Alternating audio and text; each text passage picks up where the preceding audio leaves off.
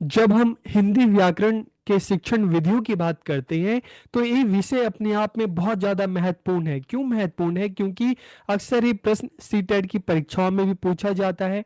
अक्सर ये प्रश्न आप भविष्य में जब इंटरव्यू के लिए जाएंगे तो वहां पे भी आपसे पूछा जाएगा कि अच्छा बताइए आप किस स्तर पर किन शिक्षण विधियों का प्रयोग करके आप व्याकरण शिक्षण बच्चों को पढ़ाएंगे। तो ये प्रश्न जो है आप से हर जगह पूछा जा सकता है। तो इसलिए वीडियो जो है आपके लिए बहुत ज़्यादा जरूरी है, बहुत ज़्यादा महत्वपूर्ण है।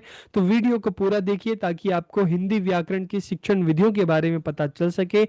तो वीडियो को हम शुरू करते हैं। व्याकरण शिक्षण, तो सबसे पहले हम जानते हैं व्याकरण शिक्षण होता क्या है। तो देखिए जब हम व्याकरण की बात करते हैं ना, तो किसी भी भाषा की संरचना के सिद्धांत अथवा नियम ही व्याकरण है। तो व्याकरण से हमें पता चलता है कि किसी भी भाषा को किस तरह से लिखना है, उसका वास्तविक स्वरूप क्या है। तो इसलिए किसी भी भाषा की संरचना के सिद्धांत अथवा नियम ही व्याकरण है। अगर हम किसी भाषा को सीखना चाहते हैं तो उसका व्याकरण हमें पता होना बहुत जरूरी है ताकि उसको हम सही से लिख सकें, सही से बोल सकें, सही से पढ़ सकें। तो व्याकरण वह शास्त्र है जो भाषा संबंधी नियमों की व्याख्या करता है। और व्याकरण भाषा के सर्वमान्य नियमों व सिद्धांतों का विश्लेषण करता है तथा उसके उपरांत भाषा को परिष्कृत एवं परिमार्जित करता है ताकि भाषा शुद्ध रह सके। ठीक है, हम देखेंगे कि व्याकरण जो है भाषा के जो स्वरूप है उसको शुद्ध बनाए रखता है। ठीक है, महर्षि पतंजलि ने अपने व्याकरण ग्रंथ महाभाष्य में व्याकरण को शब्दानुशासन कहा। क्योंकि शब्दानुशासन क्या है कि शब्दों को सही प्रकार से लिखना, शब्दों को सही प्रकार से बोलना। ठीक है, तो शब्दों का भी एक अनुशासन होता है और उसे ही हम क्या कहते हैं? व्याकरण कहते हैं। ठीक है, अब अगर हम व्याकरण शिक्षण की विधियों की बात करें तो इसकी विधियां कौन कौन सी हैं? तो सबसे पहले आगमन विधि। आगमन विधि का प्रयोग सामान्य तौर पर प्राथमिक और उच्च प्राथमिक कक्षाओं में किया जाता है। मतलब आप एक कक्षा की बात हम करें तो 8वीं कक्षा तक इस विधि का प्रयोग किया जाता है। इसमें जब व्याकरण को पढ़ाया जाता है तो सबसे पहले बच्चों को उदाहरण दिए जाते हैं और उसके बाद बच्चों को नियम बताया जाता है। जैसे मान लो हम बच्चों को संज्ञा पढ़ा रहे हैं तो संज्ञा पढ़ाने के लिए हम सीधा परिभाषा नहीं बताएंगे। आगमन विधि के द्वारा हम क्या करेंगे?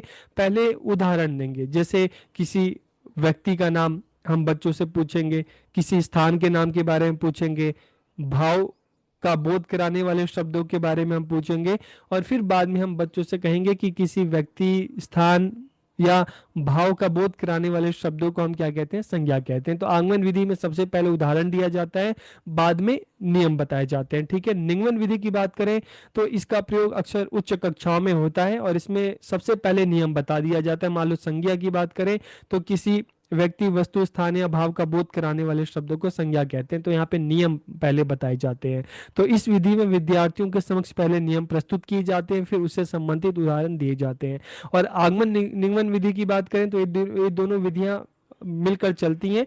ठीक है, पहले बच्चों को जहाँ पे जरूरत हो नियम की तो पहले नियम बताया जाता है, जहाँ पे जरूरत उदाहरण की हो तो पहले उदाहरण दिया जाता है। ठीक है, फिर हम प्रयोग एवं अभ्यास की बात करते हैं। तो अक्सर जो व्याकरण है लगातार आप प्रयोग करेंगे, अभ्यास करेंगे तो इस तरह के जो अभ्यास प्रयोग कक्षाओं में बच्चों को कराए जाते हैं ताकि बच्चा व्याकरण को जल्दी से सीख सके। भाषा संसर्ग विधि, भाषा संसर्ग क्या कहती है कि अगर आप बच्चों को व्याकरण पढ़ाना चाहते हैं तो उसके लिए अलग से कक्षा लेने की जरूरत नहीं, अलग से व्याकरण की पुस्तक की जरूरत नहीं। आप हिंदी में जो सामान्य गद्य पद्य जो बच्चों को हम पढ़ा रहे हैं, कहानी पढ़ा रहे हैं, बच्चों को नाटक पढ़ा रहे हैं, पत्र पढ़ा रहे हैं, बच्चों को निबंध पढ़ा रहे हैं, तो सामान्य जब हम पाठ पढ़ाते हैं तो उसके साथ ही हम बच्चों को व्याकरण के बारे में शिक्षा दे सकते हैं, व्याकरण के बारे में बता सकते हैं। इसको अलग से पढ़ाने की कोई जरूरत नहीं है, भाषा संसर्ग विधि कहती है। ठीक है, फिर पाठ्य पुस्तक विधि, तो पाठ्य पुस्तक के माध्यम से व्याकरण पढ़ाना। अक्सर हम व्याकरण के पाठ्य पुस्तकों का भी प्रयोग करते हैं व्याकरण पढ़ाने के लिए।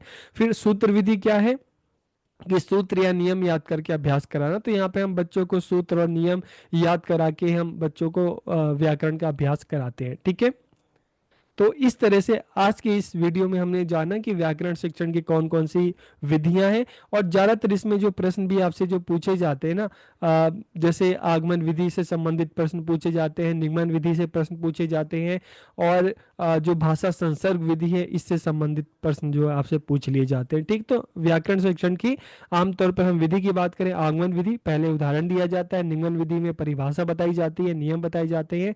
आगमन निगमन में दोनों का मिश्रित रूप से प्रयोग किया जाता है। प्रयोग और अभ्यास में लगातार बच्चों को अभ्यास कराया जाता है। भाषा संसर्ग विधि में व्याकरण को अलग से ना पढ़ा के पाठ के साथ ही बच्चों को व्याकरण का ज्ञान कराया जाता है। पाठ्य पुस्तक विधि में पाठ्य पुस्तक के माध्यम से, सूत्र विधि में सूत्र या नियम याद करा के अभ्यास कराना। तो इस तरह से आज की वीडियो में हमें पता चला कि व्याकरण शिक्षण की अलग अलग विधियां कौन सी हैं।